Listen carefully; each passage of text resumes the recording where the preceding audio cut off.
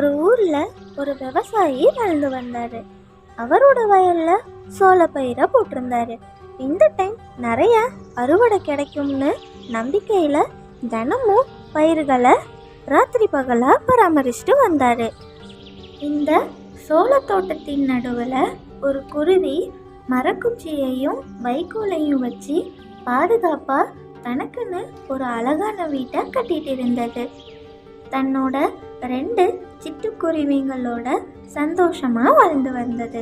ரொம்ப நாள் ஆனப்புறம் செடிங்க எல்லாம் உயரமாகவும் பயிருங்க எல்லாம் அறுவடைக்கு தயாரா இருந்தது.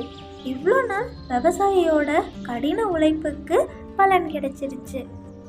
அட, இந்த பயிர்களை எல்லாம் எப்படி அறுவடை செய்வது?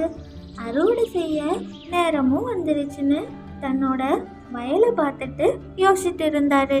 சிட்டுக்குருவிங்க விவசாயி பேசினதை கேட்டதும் தன்னோட அம்மா குருவி கிட்ட, அம்மா அம்மா நம்ம இந்த இடத்த விட்டு சீக்கிரம் போகணும், இல்லைன்னா நம்மளோட வீட்டை வெட்டிடுவாங்க. அந்த சமயத்துல நம்ம என்ன பண்ணுறது? கவலைப்படாதீங்க குழந்தைங்களா, நம்ம கிளம்ப வேண்டிய நேரம் இன்னும் வரலை. விவசாயி அறுவடை செய்ய இன்னும் தயாரா இல்லை, அதனால நம்ம இப்போ பாதுகாப்பாக தான் இருக்கோம் அப்படின்னு அம்மா குருவி குட்டி குருவிங்கள்ட்ட சமாதானம் செஞ்சது. அடுத்த நாள் காலையில விவசாயி பயிர்களை அறுவடை செய்வதற்காக உதவி கேட்கறதுக்கு கிராமத்துக்குள்ள போனாரு. திரும்பவும் சிட்டுக்குருவிங்க அம்மா இன்னைக்கு நைட்டே கிளம்பணும்னு சொல்லி அழுதது. ஆனா அம்மா குருவி அமைதியா இருங்க, பக்கத்து வீட்டுக்காரங்க உதவிக்கு வராம கூட போகலாம்ல அப்படின்னு சொல்லி திரும்பவும் சமாதானம் செஞ்சது. அம்மா குருவி சொன்ன மாதிரியே விவசாயிக்கு உதவி பண்ண அக்கம் பக்கத்தினர் யாருமே வரல. அதனால வயல் அறுவடை பண்ணாம அப்படியே இருந்தது. விவசாயி ரொம்ப சோகமா இருந்தாரு. சரி, இவங்க வரலன்னா என்ன, நம்ம சொந்தக்காரங்களை கூப்பிடலாம், கண்டிப்பா அறுவடை பண்ண உதவி பண்ணுவாங்க. இதை கேட்டதும் சிட்டுக்குருவிங்க திரும்பவும் பயந்து போய், அம்மா இந்த டைம் கண்டிப்பா அறுவடை பண்ணிடுவாங்க, இப்பவே கிளம்பணும்னு சொன்னது. அதற்கு அம்மா குருவி, கொஞ்சம் பொறுமையா இருங்க குழந்தைங்களா அப்படின்னு சொன்னது.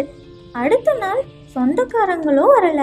விவசாயி வயல்ல தனிக்காட்டு மரமா நின்றுட்டு இருந்தாரு.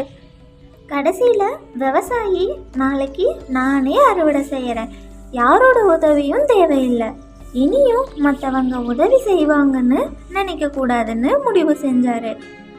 இப்படி விவசாயி சொன்னதை கேட்டதும் அம்மா குருவி தன்னோட குழந்தைங்கள்ட்ட, இங்க இருந்து நம்ம கிளம்ப வேண்டிய நேரம் வந்துருச்சுன்னு சொன்னது. குருவிங்க எல்லாரும் வயலை விட்டு தன்னோட புது வீடை தேடி பயணம் செய்ய ஆரம்பிச்சாங்க. அடுத்த நாள் காலையில சொன்ன மாதிரியே அவரே வயலை அறுவடை செய்ய ஆரம்பிச்சாரு. சிட்டுக்குருவிங்களும் தன்னோட புது வீட்டை கண்டுபிடிச்சி சந்தோஷமா வாழ்ந்து வந்தாங்க. எல்லா வேலையும் முடிஞ்சதும் விவசாயி மரத்தடியில நிம்மதியா ஓய்வெடுத்தாரு. தன்னோட வேலையை நினைச்சு ரொம்பவும் பெருமைப்பட்டாரு. இந்த கதையில இருந்து என்ன கத்துக்கிட்டோம்னா, தன் கையே தனக்கு உதவி. மற்றவங்க உதவிக்காக காத்திருப்பதை விட தனிப்பட்ட முயற்சியும் உறுதியும் மிகவும் மதிப்பிக்கத்தக்கது.